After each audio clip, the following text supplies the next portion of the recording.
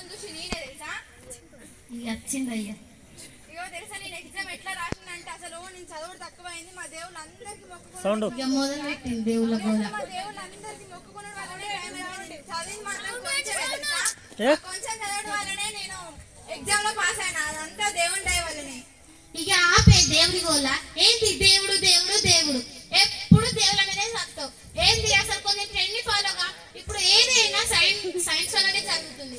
Science లేకపోతే అసలు జీవితమే లేదే, మొత్తం సైన్స్ వల్లనే చదువుతుంది. పాత చింతకైతే ఒకళ్ళకి ఏంటి దేవుడు దేవుడు దేవుడు. ఆపుతావా మనీ సైన్స్ గోల. ఎప్పుడు చూడు సైన్స్ సైన్స్ సైన్స్ పాతకాలం వాళ్ళకి ఏంటి పాతకాలం అంటూ ఇది దేవుడు లేకపోతే ఇదంతా ఎట్లా అసలు.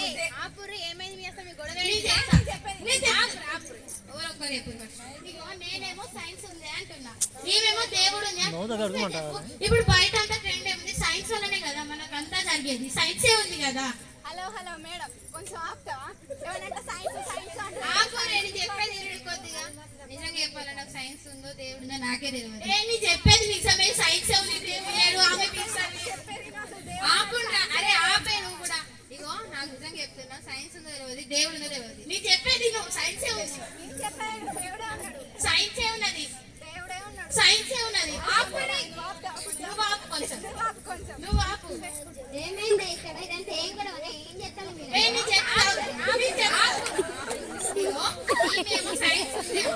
ఆమెమో దేవుడే ఉన్నాడు సైన్స్ లేదా ఆమంటది. నేనేమో దేవుడు ఉందో తెలియదు సైన్స్ ఉందో తెలియదు. నువ్వు చెప్పావు అసలు. అసలు దేవుడు ఉంటుంది లేకపోతే మనకి ఎందుకే సైన్స్ ఏంది దేవుడు ఆయన ఉంటుంది లేకపోతే మనం హ్యాపీగా ఉంటే చాలే. అదంతా ఎందుకు మనకు? అదే ఇప్పుడే కాకుంటే ఇంకెప్పుడు తెలుసుకుంటాను చెప్పి. అవి తెలుసుకుంటే ఏం చెప్తామే? తెలుసుకోవాలి, ఇంకే ఇప్పుడే తెలుసుకోవాలి. అవి తెలుసుకుంటే ఏం రాదు, తెలియకపోతే ఏం రాదు. మనం ఇవన్నీ సచ్చినాక ఇవ్వడమే. నీలాంటి వాళ్ళు ఇంటికి ఒక్కళ్ళు ఉండాలి. ఉండాలి మరి. మీలాంటి వాళ్ళు ఇంటి ఊరికొక్కరు ఉండాలి, సరిపోతుంది. సైన్స్ ఉందంటే ఎందుకు నమ్మకలేరు? అసలు ఏమైందిరా? ఎందుకు కూడా అయ్యో ఒక్కరి చెప్పండి, ఎందుకు కూడా పడతారా? ఈమెమో సైన్స్ ఉంది అంటది, ఆమెమో దేవుడు ఉంది అంటది. ఈమెమో అసలు మనకి ఎందుకు చచ్చిపోయిన ఏం చూడమని ఏమంటది. నేనేమో దేవుడు ఉందో తెలియదు సైన్స్ ఉందో తెలియదు. ఇక్కడ ఏమంటే మన చచ్చిపోయిన ఏం చూడమో నాకు తెలియదు చెప్పుకుంటాను. బాగానే డౌట్స్ వచ్చినాయి కదా. మరి అయితే రేపు ఒకటి ప్రోగ్రామ్ ఉంది, అక్కడ మీరందరు రండి. మీ డౌట్స్ అన్ని క్లియర్ అవుతాయి. అక్కడ అన్నయ్య మంచిగా చెప్తాడు. ఓకేనా? అందరు వస్తారు కదా పక్కా? ఆపూరి ఆమె చెప్పింది కదా రేపు వేరే అన్నయ్య చెప్తారని. అక్కడ నేర్చుకుందాం దేవుడు ఉందా చూద్దాం. సైన్స్ అసలే ఎగ్జామ్ లో పాస్ అయినా సంతోషపడుతున్నాను. ఈ పెద్ద ముఖం ఒకటి వీళ్ళంతా పిచ్చి ముఖాలు. రేపు తెలుస్తుంది కదా దేవుడు ఉందో సైన్స్ ఉందో.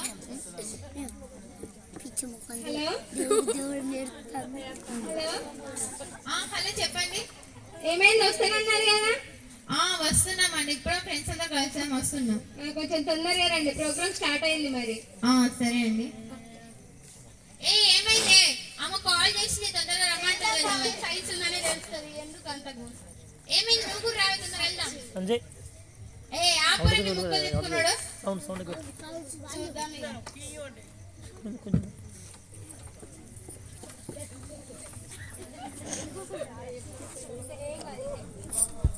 చిన్న పాపలు కూర్చున్నారు.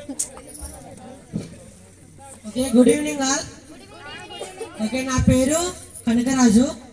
నేను స్టూడెంట్ కౌన్సిలర్గా పనిచేస్తున్నా. ఓకే, మీరు ఇక్కడికి ఎందుకు వచ్చిండు?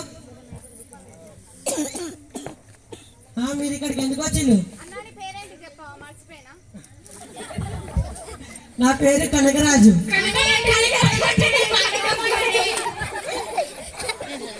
ఓకే ఓకే, నా పైన పంచు తర్వాత చేసేది. కానీ మీరు ఇక్కడికి ఎందుకు వచ్చినట్టు? డౌట్లు ఉన్నాయి మీకు? మీ డౌట్ ఏంటిది? దేవుడు ఉన్నాడా లేడా? ఓకే, అయితే టైమ్స్ ఆఫ్ ఇండియా అనేటువంటి ఒక వెబ్సైట్ ఉంటుంది. ఆ వెబ్సైట్ వాళ్ళు చాలా మందికి ఇట్లనే ఒక రకమైనటువంటి ఓటింగ్స్ పెట్టి చూస్తే 64% మంది అందరూ కూడా దేవుడు ఉన్నాడని అంటున్నారు. మిగిలిన 6% మంది మాత్రం దేవుడు లేడని అంటున్నారు. మిగిలిన 30% మంది మాత్రం దేవుడు ఉంటేంది లేకుంటే నాకేం పని అని వాళ్ళు కొట్టేస్తున్నారు అన్నమాట. ఈ మిగిలిన 65% మంది ఏం చేస్తున్నారంటే దేవుడు కష్టంగా ఉన్నారని నమ్ముతా ఉన్నారు. ఒకసారి ఈ సృష్టిని చూడండి, ఏదైనా కానీ ఊరికే కలగదు. ఉదాహరణకు మన విశ్వాన్ని చూస్తే కనుక థామస్ ఆక్వినస్ అనేటువంటి ఒక శాస్త్రవేత్త ఉంటారు. ఆయన చాలా పెద్ద శాస్త్రవేత్త. ఆయన ఏమంటాడంటే ఆయన సిద్ధాంతం ఏంటంటే ఉనికిలో ఆరంభమయ్యే ప్రతి దాని వెనుక కారకం ఉంటుంది. పరిమితి కలిగిన ఏదైనా తనకు తానే కారకంగా ఉండదు. అంటే ఏదైనా కానీ స్టార్ట్ అయింది అనుకోండి, దాన్ని తయారు చేసిన ఎవరో ఒకరు ఉంటారు. ఉదాహరణకు ఈ మైక్ ఉంది,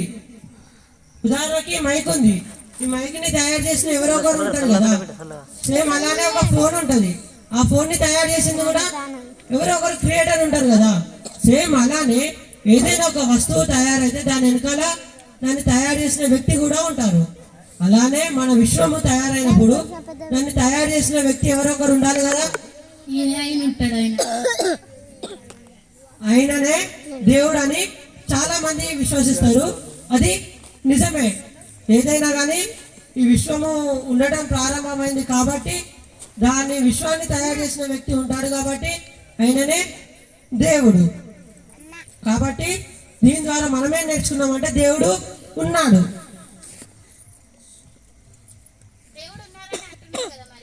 బిగ్ బ్యాంగ్ థియరీ చెప్పేదంతా అబద్ధం అంటారా? సైన్సే అబద్ధం అంటారా? మీరు ఎలా దేవుని అన్నది చెప్పగలుగుతారు?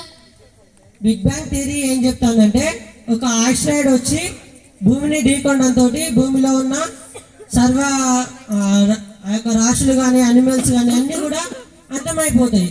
దాని తర్వాత ఏం జరుగుతుంది అంటే ఒక DNA ద్వారా కోతలు వస్తాయి. ఆ కోతల నుండి మనుషులు అభివృద్ధి చెందుతారు అన్నమాట. ఇది చెప్పేటువంటి సిద్ధాంతం. కానీ ఒకటి ఆలోచించండి, కోతుల నుండే మనుషులు వస్తే మిగిలిన కోతులన్నీ మనుషులకి ఎందుకు మారలేదు? సరే, కోతుల నుండే మనుషులు వచ్చింది అనుకుందాం. ఆ ఆస్ట్రాయిడ్ వచ్చి భూమి మీద పడ్డది కదా, ఆ ఆస్ట్రాయిడ్ ని ఎవరు తయారు చేసి ఉంటారు?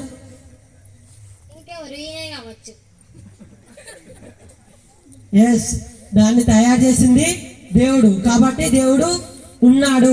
సైన్స్ అబద్ధమని కాదు, సైన్స్ ఉంది. కానీ దేవుడు వాటన్నిటిని తయారు చేసింది కాబట్టి ఆయన లేడాన్ని కొట్టివేయడం తప్పు.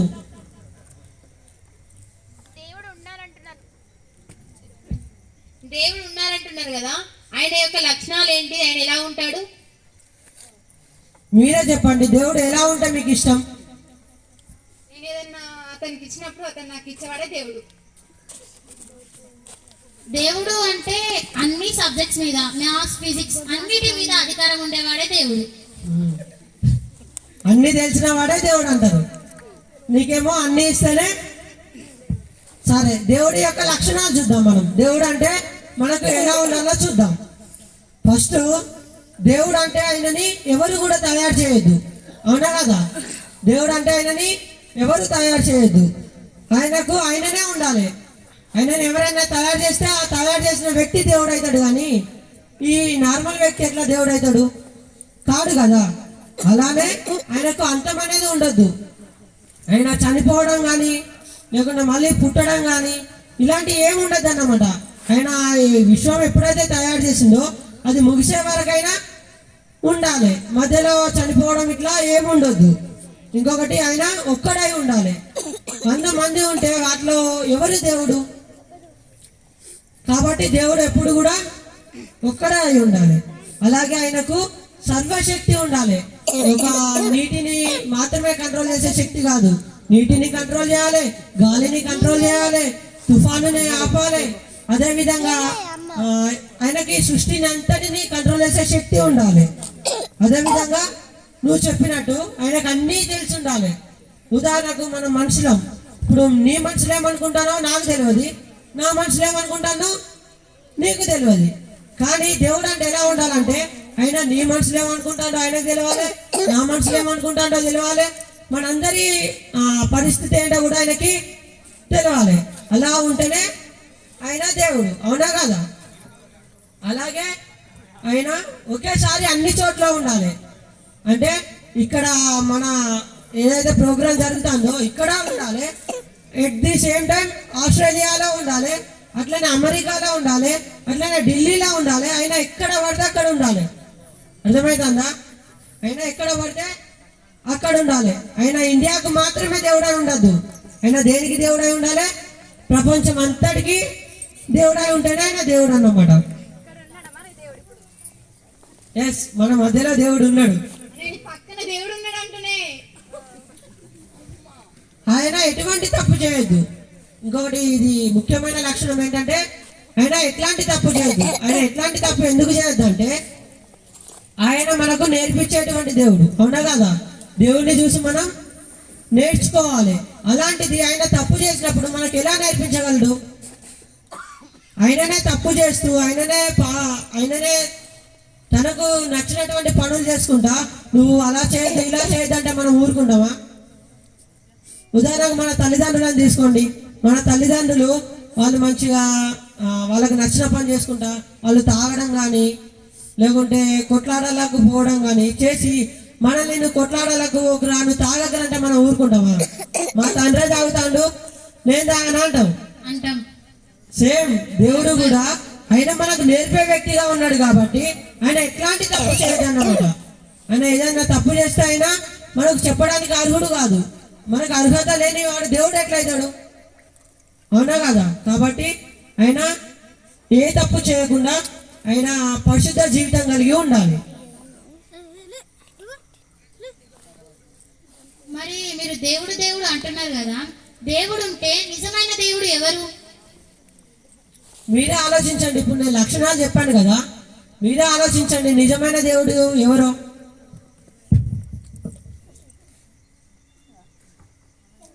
మాకు తెలియట్లేదు, మీరే చెప్పండి. ఎస్, ఆయనే యేసు ప్రభు. ఆయనే ఆయన మొన్న వచ్చిన దేవుడు కదా. మా దేవుడు ఎప్పటి నుండో ఉంటున్నాయి. మొన్న వచ్చిన దేవుడు ఎట్లయితాడు? మీరే అన్నారు కదా సృష్టిని కలిగింపక ముందే ఉండాలని. ఆయన మొన్న వచ్చిన దేవుడు ఎట్లయితాడు మాకు చెప్పండి. ఇప్పుడు లక్షణాలు చెప్పాను కదా, ఆ లక్షణాలు ఆయనలో ఉన్నాయో లేదో చూద్దాం. ఇంకేంటి, నేనేదో ఊరికే చెప్పట్లేదు. లక్షణాలు చెప్పాను కదా, ఆ లక్షణాలు ఉన్నాయో లేదో చూద్దాం. మొదటిగా ఆయన ఎలాంటి వాడని చెప్పాను? దేవుడు అంటే ఆయనని ఎవరు చేయొద్దు, ఆయననే తయారై ఉండాలి. ఒకసారి బైబిల్ గ్రంథం ఉంటే తీసి చదవండి. కొలస్సీ 1:15 కొలస్సీ 1:15 ఆయన అదృశ్య దేవుని స్వరూపి అయి సర్వ సృష్టికి ఆది సంభూతుడై ఉన్నాడు. ఆయన సర్వ సృష్టికి ఆది సంభూతుడై ఉన్నాడు. అంటే ఈ సర్వమున్న ఈ సృష్టి అంతటికి ముందున్న దేవుడు అన్నమాట. ఆయన ఎలాంటి వాడు? సర్వ సృష్టికి ముందున్నటువంటి దేవుడు అన్నమాట. ఆది సంభూతుడైనటువంటి దేవుడు కాబట్టి ఆయన మనకు దేవుడుగా ఉన్నాడు. అలాగే కీర్తనలు 90:2 చదువుకుందాం. పర్వతములు పుట్టక మునుపు భూమిని లోకమును నీవు పుట్టింపక మునుపు యుగయుగములు నీవే దేవుడవు. ఆయన ఎలాంటి దేవుడు? పర్వతాలు, ఈ మౌంటైన్స్ కానీ, ఈ ఉన్నటువంటి ఓషన్స్ కానీ ఇవన్నీ కలగక ముందు నుండి ఉన్నటువంటి దేవుడు ఆయన. మీకు అర్థమైందా? ఆయన ముందు నుండి ఉన్నటువంటి దేవుడు అన్నమాట. ఆయనను ఎవరైనా తయారు చేసిందా? లేదు కదా. అలాగే ఆయనకు అంతం ఉండదు అన్నమాట. ఆయన ఎవరు తయారు చేయలేదు కాబట్టి ఆయన అంతం వరకు ఉన్నటువంటి దేవుడు. ఆయన ఒక్కడై ఉండాలి. యేసు ప్రభు ఒక్కడిగా ఉన్నటువంటి దేవుడు. అలాగే ఆయనకు సర్వశక్తి కలిగిన దేవుడై ఉండాలి. ఒకసారి చూద్దాము. ఆదికాండము 17:1 చదువుకుందాం. ఆదికాండము 17:1 చెప్పుకున్నాం కదా. ఆయనకు సర్వాధికారం కలిగి ఉండాలి. ఒక నీళ్ల పైననే అధికారం కాదు, ఒక సముద్రం పైననే అధికారం కాదు, ఒక మౌంటైన్స్ పైననే అధికారం కాదు. ఆయనకి ఎట్లాంటి అధికారం ఉండాలి? అన్నిటిపైన అధికారం ఉంటేనే కదా దేవుడు. కాబట్టి ఒకసారి చదువుకుందాం. ఆదికాండము 17:1 అబ్రహాము 99 ఏండ్ల వాడైనప్పుడు యెహోవా అతనికి ప్రత్యక్షమై, నేను సర్వశక్తి గల దేవుడను, నా సన్నిధిలో నడుచు నిందారహితుడవై ఉండుము. ఆయన అబ్రహాము అనేటువంటి ఒక భక్తుడు ఉంటాడు. ఆయనకు దేవుడు చెప్తున్నటువంటి మాట ఏంటంటే, నేను సర్వశక్తిమంతుడను. అర్థమవుతుందా? ఆయన ఎటువంటి దేవుడు? సర్వశక్తిమంతుడు అన్నమాట. ఆయన ప్రతి దానిపైన తనకు అధికారం ఉన్నది, ప్రతి దానిపైన సర్వశక్తి కలిగినటువంటి దేవుడు. ఆయనకు దీనిపైన అధికారం ఉండి దానిపైన అధికారం లేకుండా కాదు, ఆయనకు ఎటువంటి అన్నిటిపైన అధికారం ఉన్నటువంటి దేవుడు యేసు ప్రభు. అలాగే ఆయనకు అన్ని విషయాలు తెలిసి ఉండాలి, సర్వజ్ఞానాన్ని చెప్పుకున్నాం కదా. ఒకసారి 1వ యోహాను 3వ అధ్యాయం 20వ వచనం చదువుకుందాం. ఆయనకు అన్ని తెలుసుంటేనే ఆయన సర్వజ్ఞాని. ఒక్కసారి చూద్దాం. 1వ యోహాను 3వ అధ్యాయం 20వ వచనం. ఏంటి ఇల్లు నుండి మొత్తం చదివిపిస్తుండు, ఏం చదివిపిస్తుండు ఏమోనే ఏం అర్థమైతలేదు, అంత పిసలెత్తాను. లాస్ట్కి అడుగుదాను, డౌట్ అడుగుదాను. అవును, ఈయననే రాసిండు కావచ్చు మొత్తం. 3వ అధ్యాయం 20వ వచనం.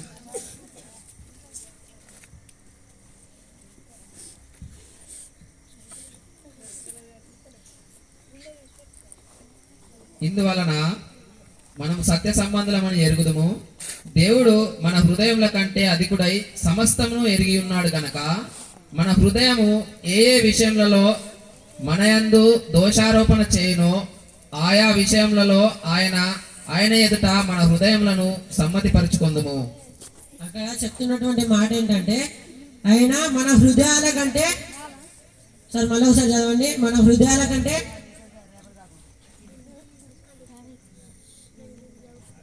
హృదయముల కంటే అధికుడై సమస్తమును ఎరిగి ఉన్నాడు. ఆయన మన హృదయాల కంటే అధికుడు, సమస్తమును ఎరిగి ఉన్న దేవుడు. మనం చెప్పుకున్నాం కదా సర్వ జ్ఞానం ఉండాలి అని. ఆయనకి ఇప్పుడు సర్వజ్ఞానం ఉన్నదా లేదా? అలాగే ఆయన అన్ని చోట్లలో ఉండాలి. ఓన్లీ ఇక్కడ ఇండియాలోనే ఉండి ఇండియాకి నేను దేవుడు అంటే కుదరదు కదా. అయినా ప్రపంచం మొత్తానికి ఉండాలి కదా దేవుడు. కాబట్టి ఇర్మియా 23వ అధ్యాయం 24వ వచనం చదువుకుందాం. ఏంటి ఇంకా చదువుతలేరు? ఏమో ఇంకా అయిపోతలేదు కావచ్చు. ఏమో ఏమో చెప్తాను. యెహోవా సెలవిచ్చిన మాట ఏదనగా, నాకు కనబడకుండా రహస్య స్థలంలో దాగగలవాడెవడైనా కలడా? నేను భూమి ఆకాశంలా ఎంతంతటా నున్నవాడను కానా? ఇదే యెహోవా వాక్కు. ఆయన చెప్తున్నటువంటి మాట ఏంటంటే ఆయనకు కనబడకుండా ఎక్కడ కూడా మనం దాక్కోలేమాట. అంటే ఆయన ఇప్పుడు ప్రపంచం మొత్తాన్ని చూస్తాడా లేదా? ఆయన ప్రపంచం మొత్తాన్ని చూస్తున్నటువంటి దేవుడు. నువ్వు ఆస్ట్రేలియాలో ఉన్నా, నువ్వు ఇక్కడ ఉన్నా, నువ్వు అమెరికాలో ఉన్నా, ఎక్కడున్నా కానీ ఆయన నిన్ను చూసే దేవుడు అన్నమాట. ఆయన ప్రతి చోట ఉన్నాడు. అలాగే ఆయన చివరిగా ఏం చెప్పుకున్నాం, ఆయన ఎట్లాంటి తప్పు చేయొద్దు. అలా ఉంటేనే ఆయన దేవుడు. అయితే యేసు ప్రభు ఆయన యొక్క జననం ఏ విధంగా ఉందంటే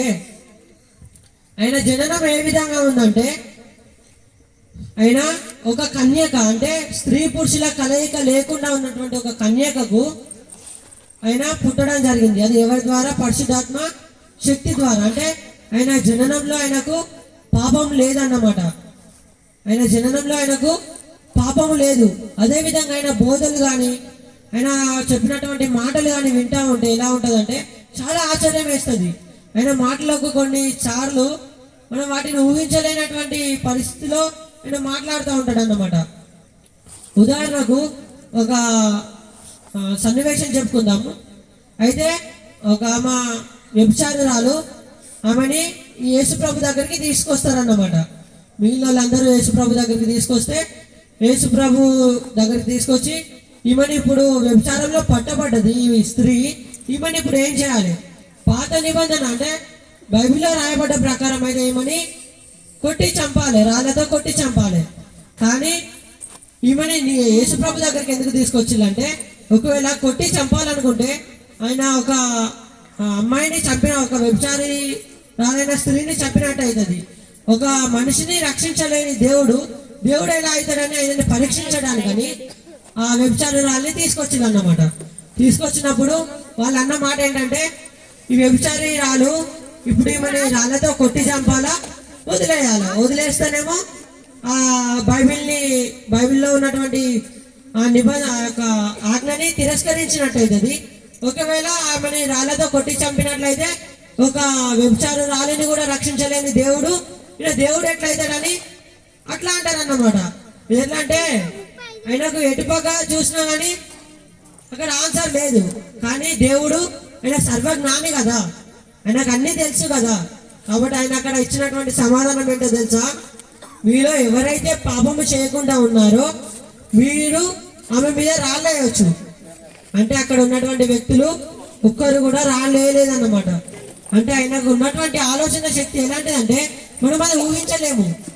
అయినా అలాగే ఆయన జీవితం కూడా ఆయన పెళ్లి చేసుకోకుండా పరిశుద్ధ జీవితాన్ని కలిగి ఉన్నటువంటి దేవుడు అన్నమాట ఈయన. కాబట్టి ఈయననే నిజమైన దేవుడు. మీరు బైబిల్ అని చెప్తున్నారు కదా, అసలు ఈ బైబిల్ అంటే ఏంటిది? బైబిల్ అని ఎందుకు, బైబిల్లో ఉన్నవే నిజమని ఎందుకు నమ్ముతారు మీరు? అంటే వేరే గ్రంథాలు ఉన్నాయి కదా, భగవద్గీత, చాలా గ్రంథాలు ఉన్నప్పటికీ మీరు బైబిల్ గ్రంథాన్ని ఎందుకు నమ్ముతున్నారు? అయితే ఈ బైబిల్ గ్రంథం అనేది 40 మంది కన్నా ఎక్కువ ప్రవక్తల ద్వారా రచించబడింది అన్నమాట. ఈ బైబిల్ 40 మంది కన్నా ఎక్కువ ప్రవక్తలతోటి రచించబడ్డది. వాళ్ళంతా ఇప్పుడు మనం ఇక్కడ ఎట్లయితే కూర్చున్నామో అట్లా కూర్చొని వాళ్ళు రాయలేదు. ఒక ఆయననేమో జైల్లో ఉండి రాసిండు, ఒక ఆయన ప్రయాణంలో ఉండి రాసిండు, ఒక ఆయననేమో ఆయన ఒక ఎడారిలో ఉండి రాసిండు. అంటే ఒక్కొక్కరు ఒక్కొక్క స్థానంలో ఉండి రాసిండు. మళ్ళీ వాళ్ళంతా ఒకటే జనరేషన్ కాదు. ఒకటేమో నేను రాస్తే, ఒకటేమో మా తాత వాళ్ళ తాతలు రాసిండు, ఒకరేమో చాలా వేరే వేరే రకంగా రాసిండు అన్నమాట. వీళ్ళంతా వేరుగా రాసినప్పటికీ వీళ్ళంతా రాసింది ఏంటంటే ఒకటే పర్పస్. వాళ్ళు దేవుని గురించి రాసిన పద్ధతి ఒకటే, వాళ్ళు చరిత్ర గురించి రాసిన పద్ధతి ఒకటే. అంటే వాళ్ళు రాసినటువంటి ప్రతిదీ కూడా ఒక్క పొల్లు కూడా అటు ఇటు తప్పుగా లేదన్నమాట. అంటే ఒక్కసారి ఆలోచించండి. ఇప్పుడు మీరు నేను ఇద్దరం ఉన్నాం. మీ ఆలోచన శక్తి వేరు, నా ఆలోచన శక్తి వేరు. నేను ఏదైనా ఒక నోట్స్ రాయాలనుకుంటే నాకు నచ్చింది రాస్తా, మీరు మీకు నచ్చింది రాస్తారు. కానీ అక్కడ 40 మంది కన్నా ఎక్కువ ప్రవక్తలు, వాళ్ళు కూడా వేరు వేరు కాలానికి చెందిన వాళ్ళు, వాళ్ళంతా ఒకటే రకంగా ఎలా రాసి ఉంటారు? అవును కదా. వాళ్ళందరి వెనకాల దేవుడు వాళ్ళ వెనుకాల ఉండి వాళ్ళ ద్వారా, వాళ్ళ సొంత ఆలోచన కాదు అది, దేవుని ఆ యొక్క దైవ ఆవేశము వలన కలిగిన ఆలోచన. కాబట్టి దాని ద్వారా వాళ్ళు బైబిల్ రాసిండు. కాబట్టి బైబిల్ అనేది నిజము. కాబట్టి దేవుడే రాపించిండు. కాబట్టి ఇది నిజమని యేసు ప్రభువు నమ్ముకున్న మేము విశ్వసిస్తాము.